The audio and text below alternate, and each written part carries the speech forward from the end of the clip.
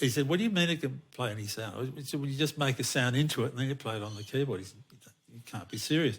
So he said, we'll bring it over. So Peter took it over and it just managed to fit into his aeroplane with the two of them, Peter and Bruce. This is one that Elvis bought him. This is the one that Elvis bought him. And but great story. And then but Bruce said, look, you should there's a couple of people I want to show it to. One is Geordie Hormel, who owned the Village Recorder Studios in Los Angeles, one of the biggest studios there at the time, and Stevie Wonder,